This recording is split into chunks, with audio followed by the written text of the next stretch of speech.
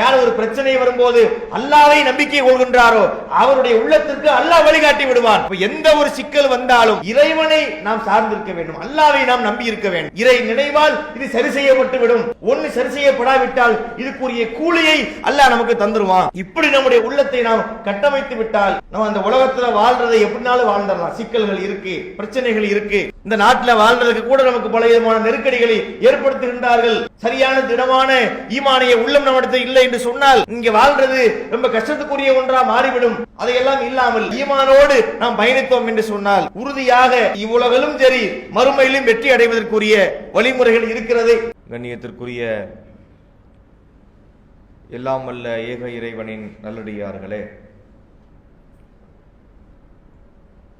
இஸ்லாமிய மார்க்கத்தை வாழ்க்கை நெறியாக ஏற்றுக்கொண்டு ஒரு மனிதன் மறுமையிலே வெற்றியடைய வேண்டும் என்று சொன்னால் அவனுடைய நம்பிக்கைகளாக அவனுடைய செயல்பாடுகளாக பல விஷயங்கள் நமக்கு மார்க்கத்திலே சொல்லித்தரப்பட்டிருக்கிறது. அதில் ரொம்ப அடிப்படையானதை ஈமான் என்று நாம் அறிவோம். எந்த மனிதனுடைய உள்ளத்திலே ஒரு அணு அளவு ஈமான் இருக்கின்றதோ அவர் சொர்க்கம் போய்விட முடியும். அது பற்றிய ஒரு செய்தியை நாம் பார்க்கின்றோம். ஒரு முறை ஜிப்ரீல் அலைஹிஸ்ஸலாம் அவர்கள் மனித தோற்றத்திலே நபிகளாருக்கு முன்பு வந்தார்கள். ரசூலுல்லாஹ்விடத்திலே ஈமான் என்றால் என்ன, மல் ஈமான், மல் இஸ்லாம், இஸ்லாம் என்றால் என்ன, மல் இஹ்சான், இஹ்சான் என்றால் என்ன என்றெல்லாம் சில கேள்விகளை கேட்கிறார்கள். அதில் ஈமான் என்றால் என்ன என்ற கேள்விக்கு பதிலளிக்கும் போது நபிகளார் குறிப்பிட்டார்கள், துஅ்மினு பில்லாஹ் வ மலாயிகத்திஹி வ குதுபிஹி வ ரசூலிஹி வல் யௌமில் ஆகிரி வ அன் துஅ்மின பில் கத்ரி கைரிஹி வ ஷர்ரிஹி. 6 அடிப்படையான விஷயங்களை, ஈமான் கொள்ள வேண்டிய விஷயங்களை சொல்றாங்க. அல்லாஹ்வை நம்புவது, வானவர்களை நம்புவது, வேதங்களை நம்புவது, நபிமார்களை நம்பிக்கை கொள்வது, மறுமை நாளை நம்பிக்கை கொள்வது, நன்மையாக இருந்தாலும் தீமையாக இருந்தாலும் விதியை கொண்டு நடக்குது என்று நம்பிக்கை கொள்வது. இந்த 6 தான் ஈமான் அப்படிங்கிறாங்க. இது மட்டும் ஈமான் அல்ல, ஈமானுக்கு பல கிளைகள் உண்டு. 70க்கும் மேற்பட்ட கிளைகள் ஈமானுக்கு உண்டு. அதில் ரொம்ப அடிப்படையான ஒரு விஷயம் என்னன்னா தூமினு பில்லாஹ் தான், அல்லாஹ்வை நம்பிக்கை கொள்வது. ஒரு மனிதரிடத்திலே மற்ற அனைத்து விஷயங்களில் நம்பிக்கை இருந்தாலும் அல்லாஹ்வை அவர் சரியாக நம்பிக்கை கொள்ளவில்லை என்றால் அவருடைய ஈமான் முழுமை பெறாது. எனவே இறைவனை நம்பக்கூடிய விஷயத்திலே மிக சிறப்பாக நம்முடைய நம்பிக்கை இருக்க வேண்டும் என்பது மார்க்கம் நமக்கு சொல்லுகின்ற அடிப்படை. ஒரு மனிதர் ரசூலுல்லாஹ்விடத்திலே வருகின்றார், வந்து கேட்கின்றார், குல்லி ஃபில் இஸ்லாமி கவுலன். ரசூலுல்லாஹ்ட்ட கேட்கிறார், நீங்கள் இஸ்லாத்தை பற்றி எனக்கு சொல்லுங்கள். லா அஸலு அன்ஹு அஹதன் பஅதக். நான் இதுக்கு பிறகு இதை வேற யார்ட்டையும் கேட்க மாட்டேன், உங்கள்கிட்ட தான் கேட்கிறேன், நீங்க தான் இதுக்கு சொல்லணும். நான் இந்த கேள்வியை போய் மற்றவங்கள்ட்ட திருப்பி கேட்டுக்கிட்டு இருக்க மாட்டேன், நீங்க தெளிவா சொல்லுங்க என்று கேட்கிறார். அவர் கேட்ட கேள்வி பெரிய கேள்வி, இஸ்லாம் என்றால் என்ன அப்படின்னு கேட்கிறார். அப்ப நமக்கு நினைக்க தோன்றும், ஒரு பெரிய கேள்வியை கேட்டிருக்கிறார். அப்ப நபிகள் நாயகம் ஸல்லல்லாஹு அலைஹி வஸல்லம் அவங்க குறைந்தபட்சம் ஒரு மணி நேரத்தையாவது எடுத்துக்கொண்டு அவருக்கு விளக்கி இருப்பாங்க அப்படின்னு நம்ம நினைக்கலாம். நபி ஸல்லல்லாஹு அலைஹி வஸல்லம் அவர்கள் 2 வாக்கியங்களை சொன்னார்கள், அதுவும் 2 சின்ன சின்ன வாக்கியங்களை சொன்னார்கள். குல் ஆமன்து பில்லாஹ் சும்மஸ்தகிம், அவ்வளவுதான் சொன்னாங்க. குல் ஆமன்து பில்லாஹ் சும்மஸ்தகிம், அல்லாஹ்வை நம்பினேன் என்று சொல், அதிலே நீ உறுதியாக நில். அதோட ரசூலுல்லாஹி அவங்க அந்த பேச்சையை முடிச்சிட்டாங்க. அல்லாஹ்வை நம்பிக்கை கொள்வதில் தான் ஒட்டுமொத்த இஸ்லாமிய மார்க்கமும் அடங்கி இருக்கின்றது. இறை நம்பிக்கை என்பது அது ஒரு சாதாரண வார்த்தை கிடையாது, சின்ன அம்சம் கிடையாது. வார்த்தையிலே அல்லாஹ்வை நம்புறது அப்படி நம்ம முடித்துக் கொண்டாலும் அந்த வார்த்தைக்கு உள்ளே ஏகப்பட்ட விஷயங்கள் அடங்கி இருப்பதை நம்ம பார்க்கின்றோம். இன்று நம்முடைய முஸ்லிம்களிடத்திலே அல்லாஹ்வை நம்புறதுனா என்ன, அல்லாஹ்வை ஈமான் கொள்றதுனா என்னன்னா அதை ஒரு மாதிரி அவங்க புரிஞ்சு வச்சிருக்கிறாங்க. நீங்க அல்லாஹ்வை நம்புறீங்களா, என்ன இப்படி கேட்டீங்க, அல்லாஹ்வை நம்பாமல முஸ்லீமா இருக்கும், தொழுவைக்கு போறோம், பள்ளிக்கு போறோம், நோன்பு வைக்கிறோம், ஹஜ்ஜுக்கு போறோம், உம்ராவுக்கு போறோம், தான தர்மங்கள் பண்றோம், திக்ர் பண்றோம், துவா பண்றோம். அல்லாஹ்வை நம்பாமலா? அல்லாஹ்னு ஒருத்தன் இருக்கிறான், அவன் தான் இந்த உலகத்தை படைத்தான், அவன் இப்போது அரிசியில் இருக்கின்றான், அவன் மறுமையிலே நம்மை எழுப்புவான் என்று ஒரு 4-5 விஷயங்களை சொல்வார்கள். அல்லாஹ் இருக்கிறானா, அல்லாஹ்வை நம்புறீங்களா என்று கேட்பதற்கு இறைவன் என்று ஒருவன் இருக்கின்றான் என்பதை மாத்திரமே அவர்கள் நம்பிக்கையாக கொண்டிருப்பதை பார்க்கின்றோம். ஈமான் என்பது இதோடு முடிந்து விடுவதல்ல, இதுவும் ஈமான் தான். அல்லாஹ் இருக்கின்றான் என்று உளப்பூர்வமாக நம்புவது ஈமான் தான். ஆனா அந்த வார்த்தைக்குள்ளே பல விஷயங்கள் உள்ளடங்கி இருக்கிறது என்பதை நம்ம புரிந்து கொள்வது கிடையாது. இதை எப்படி நம்ம புரிந்து கொள்ளலாம்? பல விஷயங்களை கொண்டு புரிந்து கொள்ளலாம். இறைவனுக்கு அழகிய திருநாமங்கள் என்று உண்டு. வலில்லாஹில் அஸ்மாவுல் ஹுஸ்னா ஃபதுஊஹு பிஹா. அல்லாஹ்விற்கு அழகிய திருப்பெயர்கள் இருக்கின்றன, அப்பெயரை கொண்டே அவனை அழையுங்கள் என்று அல்லாஹ் சொல்லுகின்றான். அல்லாஹ்விற்கு சொல்லப்பட்ட இந்த பெயர்கள் அனைத்துமே இடுகுறி பெயர்களாக சூட்டப்பட்ட பெயர்கள் அல்ல, எல்லாமே காரண பெயர்கள். இடுகுறி பெயர் என்றால் என்ன, காரண பெயர் என்றால் என்ன அப்படின்னா, ஒரு விஷயத்திற்கு ஒரு நபருக்கு ஒரு பெயர் சூட்டுவார்கள்.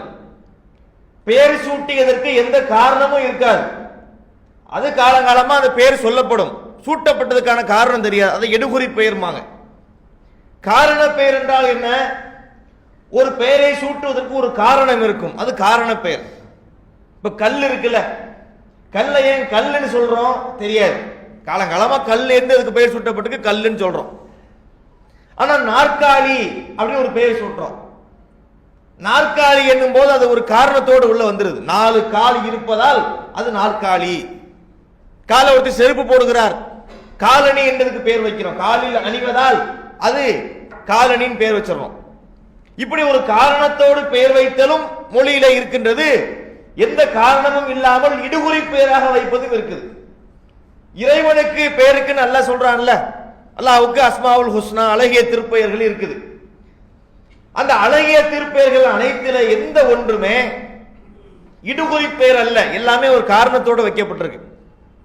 அல்லாஹ்விற்கு 100க்கு நெருக்கமான சிபத்துக்கள் அந்த பெயர்கள் இருக்கின்றன. ஹாலிக் படைப்பாளன், அசீஸ் மிகைத்தவன், ஹபீர் நுண்ணறிவாளன், அதுபோல இன்னும் பல சமீஅ செவியேற்பவன், பசீர் பார்ப்பவன் என்று அல்லாஹ்வுக்கு பல பேர் இருக்குங்க. இந்த எல்லா பெயர்களுமே ஒரு கருத்தை நமக்கு சொல்லுது. இறைவன் எப்படிப்பட்டவன்னா, அவன் சமீஅ செவியேற்பவன், அவன் ஹாலிக் படைப்பாளன், அவன் ராசிக் உணவளிப்பவன் என்று அந்த பெயர்கள் அனைத்துமே நமக்கு ஒரு கருத்து சொல்லுது. பாத்தீங்களா? இந்த கருத்தையும் ஏற்று ஈமான் கொள்ளுவதுதான் முழுமையான ஈமான். அல்லாஹ்வை ஈமான் கொள்ளுவது என்றால் அல்லாஹ் ஒருத்தன் இருக்கின்றான், ஒரு கடவுள் உண்டு என்று நம்புவது மட்டும் முழுமையான ஈமான் இல்லை. அந்த இறைவனை பற்றி இஸ்லாத்தில் சொல்லப்பட்ட அனைத்தையும் சேர்த்து நம்புவதுதான் ஈமான். அல்லாஹ்வுடைய எல்லா தன்மைகளை பற்றி நமக்கு சொல்லப்படுது. திருமறை குர்ஆனிலும் நபிகளாருடைய பொன்மொழிகளிலும் அல்லாஹ்வுடைய தன்மைகள் நமக்கு சொல்லப்படுதா இல்லையா? அது அனைத்தையும் சேர்த்து முழுவதுமாக நம்புவதுதான் உண்மையான ஈமானாக இருக்க முடியும். சரி, உண்மையான ஈமான் நமக்கு எதுக்கு தேவைப்படுது? இஸ்லாம ஒரு விஷயத்தை பத்தி டீப்பா சொல்லுது, நம்ம எல்லாம் மதரசாக்கள்ல படிக்கல, நமக்கு அந்த அளவுக்கு நாலேஜ் இல்ல. அல்லாஹ் இருக்கிற நம்ம நம்பிட்டு போலாமே. ஒரு ஈமான்னா ஈமானுடைய அடிப்படை நமக்கு இருக்குதே, அல்லாஹ்வே இல்ல, நம்ம நாத்திகர் இல்லையே, அல்லாஹ் இருக்கிற நம்புறமே, இது போதுமானதா இல்லையா? இதுக்கு மேல எதுக்கு டீப்பா போகணும் அப்படின்னு சிலர் நினைக்க கூடும். ஒருவருக்கு ஈமான் சரியில்லை என்று சொன்னால் அவருடைய வாழ்க்கையிலே பலவிதமான பிரச்சனைகளை அவர் சந்திப்பார், நிறைய தீமைகளை போய் அவர் விழுவார். நபிகள் நாயகம் ஸல்லல்லாஹு அலைஹி வஸல்லம் சொன்னாங்க, லா யஸ்னி ஸானி ஹீன யஸ்னி வஹுவ முஃமின். ஒரு மனிதன் அவனிடத்திலே ஈமான் இருக்கும் நிலையில் அவன் விபச்சாரம் செய்வதில்லை. வலா யஷ்ரபுல் ஹம்ர் ஹீன யஷ்ரபு வஹுவ முஃமின். அவனிடத்தில் ஈமான் இருக்கும் நிலையிலே அவன் மது குடிப்பதில்லை. அவனிடத்தில் ஈமான் இருக்கும் நிலையிலே அவன் திருடுவதில்லை அப்படின்னு சொல்றாங்க. இதுக்கு என்ன அர்த்தம்? ஈமான் என்பது சில நேரங்கள் அந்த எண்ணங்கள் நம்மகிட்ட கூட இருக்கு. யஸீது யன்குஸுன்னு சொல்லுவாங்க. இந்த ஈமானிய சிந்தனைகள் சில நேரங்களில் அதிகரிக்கும், சில நேரங்களில் பார்த்தா ஒரே மார்க்க சிந்தனையாவே நமக்கு இருக்கும். மறுமையை பற்றி அது ரமலான் வந்த பிறகு சொல்ல தேவையே இல்லை. ரமலான் வந்த உடனே அப்படியே ஈமான் கரை புரண்டு ஓட ஆரம்பிச்சிடும். பள்ளிவாசல் பக்கம் பார்த்தீங்கன்னா மக்கள் திரண்டு வருவார்கள். ரமலான் மாதம் முடிஞ்ச உடனே பார்த்தா அந்த சார்ஜ் அப்படி இறங்கிடும். தன்னுடைய இயல்பான வாழ்க்கையை நோக்கி, பாவமான பாதையை நோக்கி மனிதன் பயணப்பட ஆரம்பித்து விடுகின்றான். ஈமான் என்பது சரியாக இல்லை என்றால் அவனிடத்திலே குற்றங்கள் வரும். அதான் ரசூலுல்லாஹ் சொல்றாங்க, விபச்சாரம் செய்கிற நேரத்திலே அவன்கிட்ட ஈமானே இல்லைங்கிறாங்க. கொஞ்ச நேரம் காணாம போயிடும். அவன் விபச்சாரம் செய்ய துவங்கி விபச்சாரத்தை முடிக்கின்ற வரையிலே அவன்கிட்ட ஈமான் இல்லை. இது ஏன் நமக்கு வருதுன்னா, ஈமானை பற்றி சரியான புரிதல் நமக்கு இல்லாமல் இருக்கிறோம். அல்லாஹ் நம்மை காப்பாற்ற வேண்டும். ஒருத்தன் திருடுகிறான், ஒரு பொருளை அபகரிக்கின்றான். அபகரிக்கிற நேரத்தில் அபகரிக்கும் போது ஈமான் இல்லை என்று சொல்றாங்க. மது குடிக்கும் போது ஈமான் இல்லைன்னு சொல்றாங்க. அப்ப ஈமான் என்பது நம்முடைய வாழ்க்கையினுடைய எல்லா நேரத்திலும் பிரதிபலிக்க வேண்டிய ஒரு உணர்வாக இருக்க வேண்டும் என்பதுதானே இந்த இந்த நபிமொழி சொல்லுகின்ற கருத்தாக இருக்க முடியும். அப்ப இறைவனை பற்றிய முழுமையான புரிதலை நம்ம தெரிந்து கொள்ள வேண்டும். அல்லாஹ்வுடைய எல்லா தன்மைகளை பற்றி நம்ம அறிந்து கொள்ள வேண்டும். அது அனைத்தையும் சேர்த்து நம்புவதுதான் பரிபூர்ணமான ஈமானாக இருக்க முடியும். அதை எப்படி நம்மகிட்ட இல்லைங்கிறத எப்படி புரிஞ்சுக்கலாம்? நம்முடைய வாழ்க்கையிலே பிரச்சனைகள் வருது. ஒவ்வொருத்தருடைய வாழ்க்கையிலும் ஒவ்வொரு விதமான பிரச்சனை. சிலருக்கு பணக்குறை, சிலருக்கு மனக்குறை, சிலருக்கு குடும்பத்திலே பிரச்சனை, சிலருக்கு தொழிலிலே பிரச்சனை, சிலருக்கு உடம்பு சரியில்லை, ஏதோ ஒரு பிரச்சனை இருக்கலாம். இந்த பிரச்சனை எல்லாம் அடையக்கூடிய நேரத்திலே அவர்கள் வெளிப்படுத்துகின்ற கருத்து எப்படி இருக்குன்னா, ஈமானுக்கு அப்பாற்பட்டதா இருக்கு. ஈமானுக்கு கீழே இருந்து அவங்க பேசுறது இல்லை. எல்லா மனுஷனுக்கும் பிரச்சனைகள் இருக்கலாம். அல்லாஹ் நாடிய பிரச்சனைகளை ஒருத்தன் வாழ்க்கையிலே அவன் ஏற்படுத்துவான். அவை அனைத்தையுமே இறைவன் ஒரு ஏற்கனவே ஒரு தீர்மானித்து விதியிலே வைத்திருக்கின்றான். அது நம்முடைய வாழ்க்கையிலே நடக்குது என்று சொல்லும் போது ஈமானுடைய கண்ணோட்டத்திலே அதை அணுக வேண்டுமே தவிர ஈமானை மறந்து விட்டு பேசக்கூடாது. ஆனா நம்ம மக்கள் பலர் பேசுகின்ற பேச்சு எப்படி இருக்குன்னா, அவர் ஈமான் கொண்டேன்னு சொல்றாரு, அவர் பேசுகின்ற வார்த்தையை பார்க்கும்போது ஈமான் கொண்டேன் இவர் வாயிலவள சொன்னாலும் ஒரு உள்ளத்துல ஈமான் போய் திடமா உட்காரல அப்படிங்கிறது தெரியுது. எப்படி நம்ம பார்க்கலாம்? அத சில பேரை நம்ம சந்தித்திருப்போம். ரொம்ப கஷ்டப்படக்கூடியவராக இருப்பார், பொருளாதாரத்தில் பின்தங்கியவராக இருப்பார், தொழில நஷ்டமாயிருக்கும், ரொம்ப கடன் பட்டிருப்பார், ஒரு நோய்க்காக வேண்டி ரொம்ப செலவழித்துக் கொண்டிருப்பார், அந்த பொருளாதாரத்தை ரொம்ப கஷ்டப்பட்டு தந்துக்கிட்டு இருப்பார். ஒரு கட்டத்துக்கு மேல அவர் எந்த முடிவுக்கு வந்துருவார்னா, இந்த வாழ்க்கை வாழணுமா, செத்தாதான் என்ன, இந்த பொழப்பு பொழைக்கிறதுக்கு பேசாம விஷத்தை குடிச்சு சாவலாமே அப்படிங்கிற வார்த்தையில வெளிப்படுத்துவார். பார்த்திருக்கீங்களா? உங்க வாழ்க்கை எப்படி போகுதுன்னு ஒரு கேள்வியை கேட்டோம்னா முடிஞ்சோம், நம்மளை உட்கார வச்சிருவார். அங்க அதாச்சு, இங்க இதாச்சு, வங்கு வாழ முடியல, எங்கேயும் போக முடியல, நிம்மதி இல்லை, படுத்த தூக்கம் வரவில்லை என்று இறைவனை மறந்து தன் பிரச்சனையை மட்டுமே அவர் போக்கஸ் பண்ணி பேசிக் கொண்டிருப்பார். இது ஈமான் சரியில்லைன்னு இதுக்கு அர்த்தம். ஒருத்தர் அல்லாஹ்வை சரியா நம்பினார்னா அவருக்கு என்ன புரியும்? இந்த பிரச்சனை நமக்கு யாரால் ஏற்பட்டிருக்கிறது? அல்லாஹ்வால் ஏற்பட்டிருக்கிறது. நாம் அல்லாஹ்வை சார்ந்திருப்போம், அல்லாஹ்வை நாடி இருப்போம், அவன் இந்த பிரச்சனையை நம்மை விட்டு நீக்கி விடுவான். இதுதான் ஈமானுடைய வலிமையான ஈமானுக்கு இதுதான் அர்த்தம். மா அஸாபமின் முஸீபத்தின் இல்லா பிஇذனில்லாஹ், அல்லாஹ் சொல்றான் திருமறை குர்ஆனிலே. ஒருத்தருக்கு ஏற்படுகின்ற எந்த துன்பமாக இருந்தாலும் அதை அல்லாஹ்வுடைய நாட்டமின்றி ஏற்படுவது கிடையாது. எந்த பிரச்சனையா இருக்கட்டுமே, கிட்னி போயிருச்சு, 2 கிட்னியும் போயிருச்சு, ஒரு ஆளுக்கு லிவர் போயிருச்சு, ஹார்ட் போயிருச்சு, அது போல லங்ஸ் போயிருச்சு, என்ன போனாலும் அது யாருடைய நாட்டப்படி நடந்திருக்குது? அல்லாஹ்வுடைய நாட்டப்படி நடந்திருக்குது. எந்த பிரச்சனையா இருந்தாலும் இறை நாட்டப்படி இது உருவாக்கப்பட்டிருக்கிறது என்று நம்பி, உமை யுமின் பில்லாஹ், யார் அல்லாஹ்வை நம்பிக்கை கொண்டு ஈமான் கொண்டிருக்கிறாரோ, யஹ்தி கல்பஹு, அவருடைய உள்ளத்திற்கு அல்லாஹ் வழிகாட்டுவான். அந்த வசனத்தை அல்லாஹ் எப்படி சொல்றான் பாருங்க. எந்த ஒரு துன்பமா இருந்தாலும் அது அல்லாஹ்வுடைய நாட்டப்படி தான் ஏற்படுகின்றது. அந்த துன்பம் வருகின்ற நேரத்திலே நாம் வெளிப்படுத்த வேண்டியது என்ன, அதுக்கான சொல்யூஷன் என்ன, அல்லாஹ் அதையும் சேர்த்து சொல்றான். மை யுமின் பில்லாஹ், யார் அல்லாஹ்வை ஈமான் கொள்கின்றாரோ, யஹ்தி கல்பஹு, அவருடைய உள்ளத்திற்கு அல்லாஹ் வழிகாட்டுவான். நபிமாருடைய வாழ்க்கையில் நம்ம பார்க்கவில்லையா? அய்யூப் நபியினுடைய வாழ்க்கை வரலாறு நமக்கு ஒரு பாடம். அய்யூப் அலைஹிஸ்ஸலாம் அவர்களுக்கு நோய் ஏற்படுகின்றது. சாதாரண நோய் அல்ல, கடுமையான ஒரு நோய் ஏற்படுகின்றது. அல்லாஹ்விடத்திலே தான் அவங்க நம்பிக்கையை வெளிப்படுத்தி துஆ செய்யறாங்க. மக்கள்கிட்ட போய் அவங்க புலம்பல, என்ன உடம்பு இப்படி இருக்கு, உணவாகவில்லை என்று புலம்பிக் கொண்டிருக்கவில்லை, அல்லாஹ்விடத்திலே முறையிட்டார்கள். திருமறை குர்ஆன் அல்லாஹ் சொல்றான் சூரத்துல் அம்பியா என்ற அத்தியாயத்திலே, வ அய்யூப இத் நாதா ரப்பஹு அன்னி மஸ்ஸனியல் துர்ரு வ அன்த அர்ஹமுர் ராஹிமீன். யா அல்லாஹ், எனக்கு இந்த மாதிரி ஒரு பிரச்சனை இருக்கு, ஒரு தீங்கு இருக்கின்றது, என்னை விட்டும் இந்த தீங்கை நீ நீக்கிவிடு என்று அல்லாஹ்விடத்திலே முறையிட்டார். அல்லாஹ் என்ன செய்தான்? ஃபஸ்தஜபுனா லஹு, அவரை நாம் தேர்ந்தெடுத்தோம். கஷப்னா மாபிஹி மின் துர், அவருக்கு ஏற்பட்ட தீங்கை அவரை விட்டும் நாம் போக்கினோம் நல்லா சொல்றோம். இப்போ ஒரு ஆளுக்கு உடம்பு சரியில்லை, டாக்டர்கிட்ட கொண்டே காட்டுகின்றோம். டாக்டர் செக் பண்ணி பார்க்கிறாரு, இல்லைங்க இதை குணப்படுத்த முடியாதுன்னு சொல்லுவார். பெரிய நோய்களாக இருக்கும், நோயின் தாக்கம் அதிகமாக இருக்கும். சில வகையான நோய்களுக்கு இன்னும் ஒழுங்கா மருந்து கூட மருத்துவ அறிவியல்ல கண்டுபிடிக்கப்படவில்லை. அப்ப அவங்க கை விரிச்சிருவாங்க, இல்லைங்க இதுக்கு மேல முடியாது, ஒரு வாரமோ 2 வாரமோ அவர் உயிரோட இருப்பாரு, அதோட இறந்துருவாரு என்று டாக்டர் சொன்னால் நமக்கும் அந்த எண்ணம் வந்துருதா இல்லையா? ஆமா டாக்டர் சொல்லிட்டாரு, சொந்த மருத்துவம் சொல்லிருங்க, மௌத்தா போக போறாரு, அதுக்குள்ள வந்து எல்லாம் பார்த்துட்டு போயிடட்டும் என்ற மனநிலை வருகிறதா? இவன் என்ன சொல்றான் டாக்டர், அவன் படிச்ச அறிவியலை கொண்டு சொல்கிறான், என் இறைவன் இருக்கிறான், அவன் நினைத்தால் இவரை காப்பாற்றுவான் என்று அப்படி ஒரு ஈமானை வெளிப்படுத்தணுமா இல்லையா? அது நம்மள்ட்ட குறைவாயிடும். எப்படி குறைவாயிருது? அவ்வளவுதான் சொல்லிட்டாரு டாக்டர், இந்த டாக்டரையும் பார்த்தாச்சு, அந்த டாக்டரையும் பார்த்தாச்சு, எல்லாம் கைவிரித்து விட்டார்கள். அப்ப இவர் அதை பார்க்கும் போதே கிட்டத்தட்ட ஜனாசாவை போல நம்ம பார்க்க ஆரம்பித்து விடுகின்றோம். இது அல்ல ஈமான். இவர் தன்னுடைய அறிவை கொண்டு சொல்லுகின்றார், என் இறைவன் நினைத்தால் இப்போது கூட இவரை குணப்படுத்துவான் என்று நாம் வெளிப்படுத்தினால் அதுதான் உண்மையான ஈமான். அதுதான் நபிமார்கள் வெளிப்படுத்தினார்கள். அல்லாஹ்வை அவர்கள் சார்ந்திருந்தார்கள். இப்ராஹிம் அலைஹிஸ்ஸலாம் அவங்க அல்லாஹ்வை சார்ந்திருக்கவில்லையா? நெருப்புக்கு முன்னாடி நிறுத்தப்பட்டாங்க, தள்ளி விட்டா நெருப்பு இருந்த போதும் அவர்கள் அல்லாஹ்வை சார்ந்திருந்தார்கள். நபிகள் நாயகம் ஸல்லல்லாஹு அலைஹி வஸல்லம் அவர்கள் மக்காவில் இருந்து ஹிஜ்ரத் செய்து மதீனாவுக்கு போறாங்க. ரசூலுல்லாஹ்வுடைய தலைக்கு விலை வைக்கப்பட்டு விட்டது. ரசூலுல்லாஹ்வுடைய தலையை கொண்டு வர்றவங்களுக்கு இத்தனை ஒட்டகங்கள் பரிசு என்று அறிவிக்கப்பட்டிருக்கு.